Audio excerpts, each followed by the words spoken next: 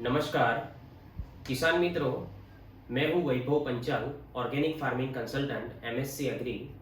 बहुत सालों से मैं किसानों के साथ काम कर रहा हूं और सबसे अच्छी एक इन्फॉर्मेशन बायोगैस से मैं बहुत सालों से जुड़ा हुआ हूं। बायोगैस से निकली हुई स्लरी का ऑर्गेनिक फार्मिंग में क्या महत्व है, मैंने बहुत नज़दीक से दिखा हुआ है।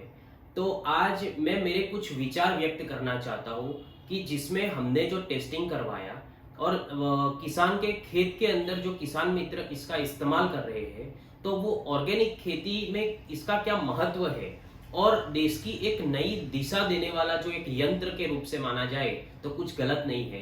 तो इसमें जो बायोगैस की स्लरी का जो हमने कुछ टेस्टिंग करवाया और अभी मेरा जो कुछ इसके बारे में जो ख्याल है वो मैं आपके सामने पेश करना चाहता हूँ।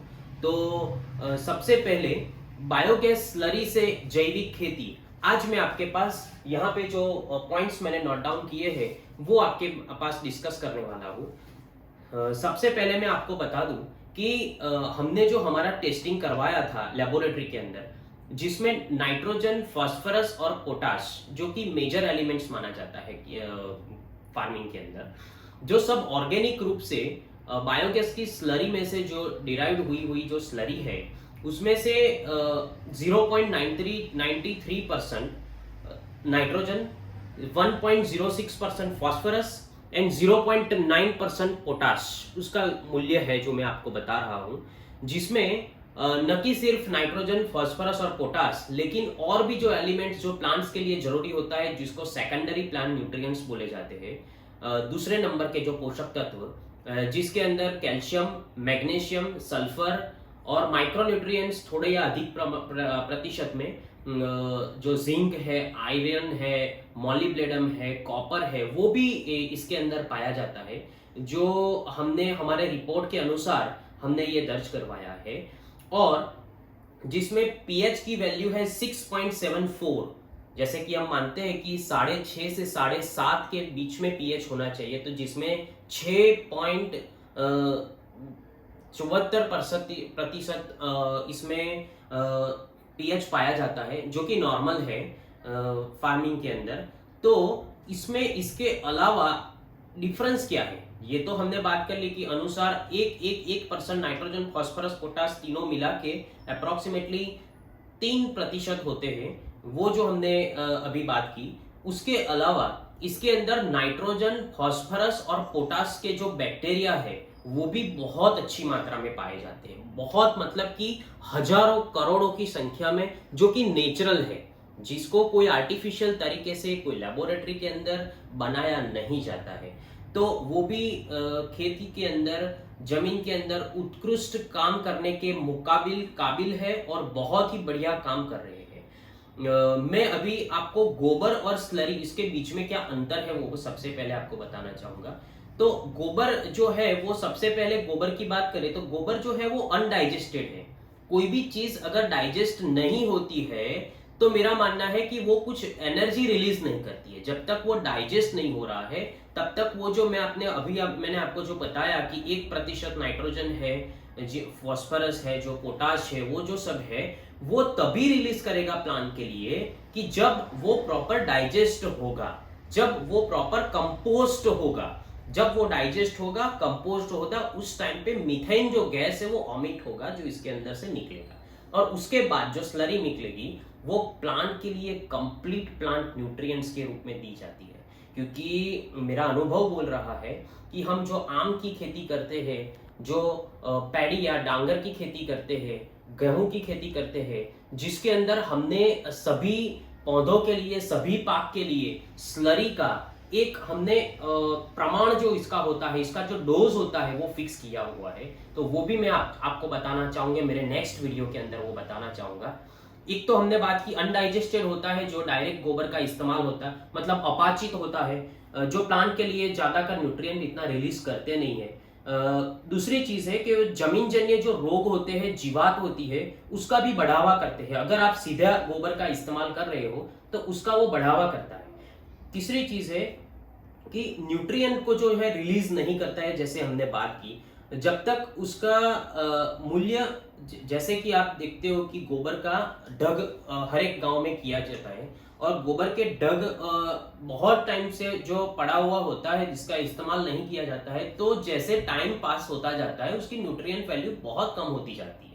कभी बारिश की सीजन आती है, उस टाइम पे आप इसका इस्तेमाल नहीं कर पाओगे, इसमें बहुत सारा पानी आएगा, लीचिंग होगा, तो भैया आपका न्यूट्रिएंट्स का तो पूरा लीचिंग हो गया है।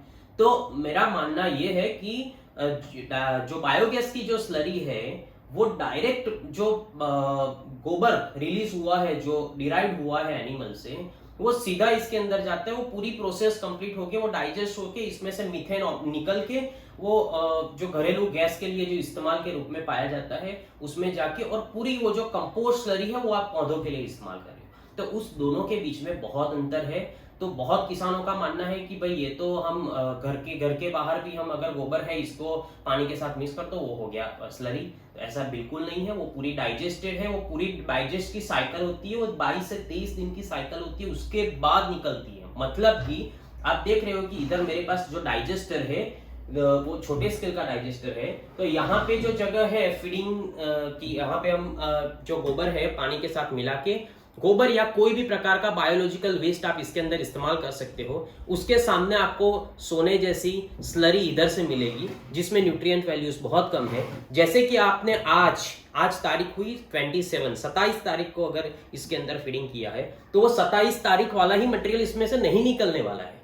After 20 to 24 days, that is a cycle, that is a period, कि उसके बाद ये जो पूरा डाइजेस्ट मटेरियल जो आज आपने डाला है वो 22 दिनों के बाद इसके अंदर से निकलेगी, उसको बोलते हैं प्रॉपर डाइजेस्ट स्लरी।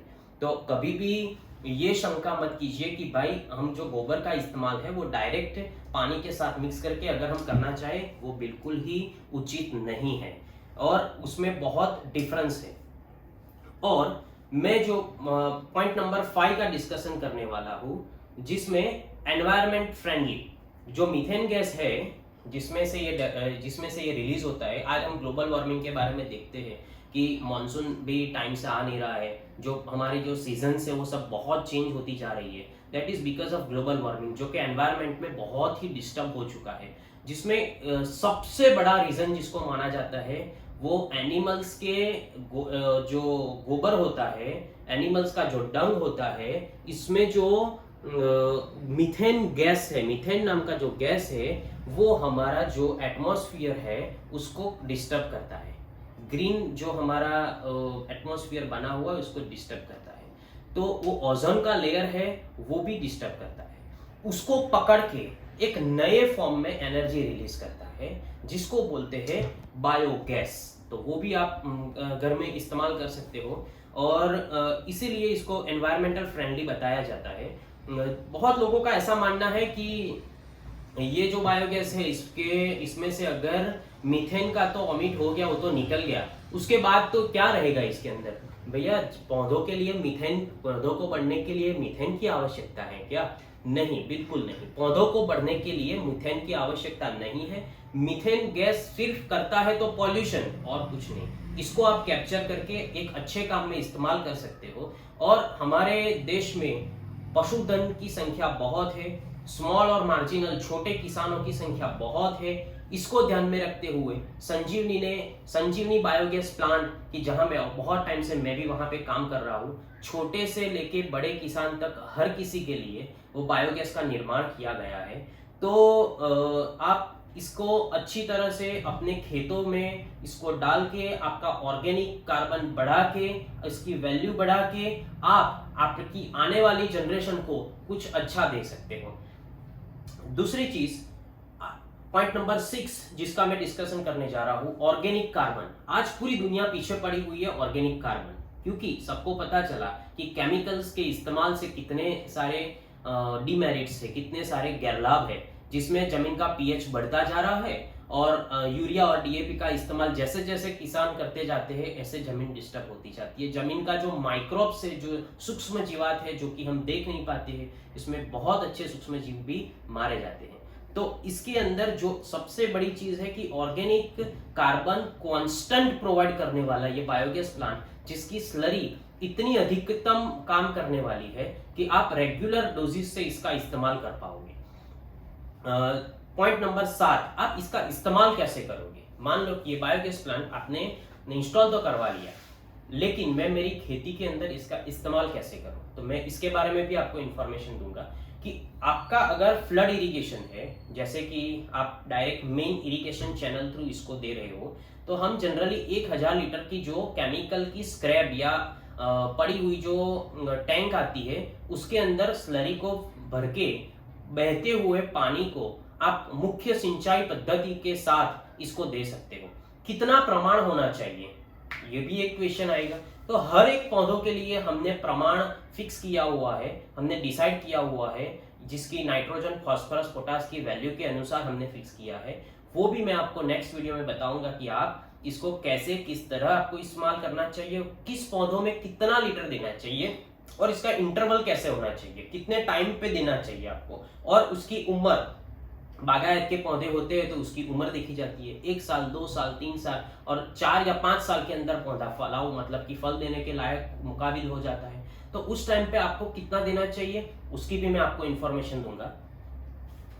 उसके बाद ड्रिप, फोगर और फॉलियर स्प्रे, क्योंकि बहुत सारे किसान मित्र जो हमारे हैं वो ड्रिप इरिगेशन भी करते हैं, जो कि अच्छी टेक्नोलॉजी है। फोगर से या ऊपर जो फ्लो करते हैं ग्रीन हाउसेस, नेट हाउसेस, इसके बाद इसके अंदर, या फिर फॉलियर स्प्रे, स्प्रिंकलर इरिगेशन जिसको बोला जाता है, इसके अंदर भी इस्तेमाल करते हैं।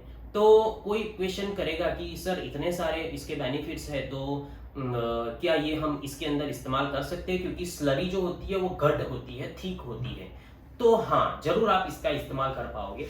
मैं वो भी आपको नेक्स्ट वीडियो के अंदर बताऊंगा कि आप इसका किस प्रकार इस्तेमाल करें। जैसे कि डाइजेस्टेड स्लरी आपकी आई हुई है, उसके बीच में छेद करके हमने एक जो टैप है, नल है, वो इंस्टॉल किया हुआ है, उसमें से पानी निकाल के उसमें हजारों करोड़ की संख्या में बहुत अच्छे सूक्ष्म जीव जो कि प्लांट के लिए प्लांट ग्रोथ प्रमोटिंग बैक्टीरिया के रूप में काम करता है, फोटोसिंथेसिस एक्टिविटी बढ़ाता है, अच्छी मात्रा में इसमें माइक्रोन्यूट्रिएंट्स होते हैं जैसे कि आयरन, जिसकी कमी गुजरात की और इंडिया की जमीनों में बहुत पाई जाती है। तो वो आयरन गोबर में तो होता है, लेकिन वो रिलीज कहाँ करता है, और गोबर के अंदर जैसे कि हम देखें कि माइक्रोन्यूट्रिएंट्स गोबर के अंदर जो आयरन का प्रमाण है वो अच्छे खासे प्रमाण में मिल जाता है। तभी बहुत सारे किसानों को तो गोबर का खाद इस्तेमाल करने के बावजूद भी उनकी जमीनों में तो आयरन की कमी दिखाई दे रही है। तो इसके मैंने सबसे पहले ही जो बताया कि डाइजेस्टेड यानी कि वो पूरी कंपोस्ट होनी बहुत जरूरी है जो बायोगैस प्लांट रिलीज करेगी। तो ये सबसे एक मैं आपको नेक्स्ट वीडियो के अंदर पूरा इंफॉर्मेशन बताने वाला हूँ कि किस प्रकार इसका इस्तेमाल करना चाहिए। एक बहुत ही अच्छा हमने कड़ी, जो महसाणा डिस्ट्रिक्ट के अंदर कड़ी सर्व विद्यालय, उसमें गुजरात गौशाला, वहाँ पे हम अभी बहुत अच्छा काम कर रहे हैं। 1-1.5 साल से हमने 30 से 35 एकड़ के अंदर हाइब्रिड नेपियर, जो कि मल्टीकट जो नेपियर ग्रास है, वो हमने वहाँ पे उसकी खेती की है। वहाँ के लोग 150 के करीबन वहाँ पे गाय है, जो कांकरेज गाय जो एक ब्रीड है। तो वो सभी को अभी तक 1-1.5 साल पहले वो सभी गायों को खाने का बाहर से हमको मंगवाना पड़ता है, इतनी सारी जमीन होने के बावजूद भी। आज कड़ी सर्व विद्यालय जो जगदीश भाई साहब है वहाँ पे पूरा मैनेज कर रहे हैं, किरीट भाई साहब जो हमारे बायोगैस प्लांट के प्रणेता है, वो सबके विचार, मेरे विचार और सबको मिलके इतना अच्छा हमने वहां पे एक मॉडल खड़ा किया है। आज वहां पे पूरा सेल्फ सस्टेन यूनिट 12-13 जितनी फैमिली है वहां पे गैस यूज कर रही है, जो मीथेन गैस है एटमॉस्फेयर के लिए इतना खतरनाक साबित होता है, वो इस्तेमाल कर रहे हैं। और जो बायोगैस की स्लरी होती है उससे 30 से 35 एकड़ के अंदर अभी हमने उसका इस्तेमाल शुरू किया है। 100% ऑर्गेनिक हमने वहां पे हाइब्रिड नेपियर और ये जो मोरिंगा का लीफ के कंजप्शन के लिए जो हमने खेती की है उनसे हम इस्तेमाल कर रहे हैं। और आज 1 भी रुपये का हरा या सूखा चारा हम बाहर से नहीं खरीद रहे। वे उत्तम उदाहरण है, आप भी कभी जाना चाहो तो वहां पे देख सकते हो। ऐसे बहुत सारे फार्म है जिसके अंदर हम काम कर रहे हैं, मैं काम कर रहा हूँ, और मेरे को बताते हुए आनंद आ रहा है कि देश की इतनी सारी आबादी और इसके अंदर इतना बड़ा पशुधन वाला ये देश, इस देश को सबसे ज्यादा जरूरत है बायोगैस की, और ऐसे छोटे स्केल का बायोगैस प्लांट की जिसको कोई भी प्रकार के किसान, छोटे या बड़े, 3-4 जानवर से लेके कितने भी जानवर तक आप इसको ले सकते हो, इस प्रकार इसको डिजाइन किया गया बायोगैस प्लांट है। तो 2 क्यूबिक मीटर से लेके बहुत जितने भी आपकी जरूरत होती है, नीड होती है फार्मर की, इस प्रकार इसको डिजाइन किया जाता है। और भी कोई भी बायोगैस प्लांट हो, इसकी जो स्लरी होती है उसका मूल्य बहुत अच्छा होता है। मेरा कहने का मतलब यही है कि बायोगैस की जो स्लरी है इसका इस्तेमाल कीजिए, इससे आपकी ऑर्गेनिक खेती कीजिए, इसमें बढ़ावा करेगा। जीवामृत, बीजामृत, अमृत पानी ये सब कुछ तो है ही, लेकिन वो कांस्टेंट बनाने में बहुत मेहनत भी होती है। ये ऐसी चीज है कि एक फैक्ट्री है, ये फार्मर की, फर्टिलाइजर की, खाद की फैक्ट्री है। लेकिन प्रमोट इसको करना चाहिए। ऐसे सब जो मॉडल्स है, ऐसे बायोगैसेस है, उसको प्रमोट करना चाहिए। और खाद की फैक्ट्री किसान को घर ही बनानी चाहिए। मैं वैभव पंचाल आज मैं आपसे विदा लेता हूँ। नमस्कार।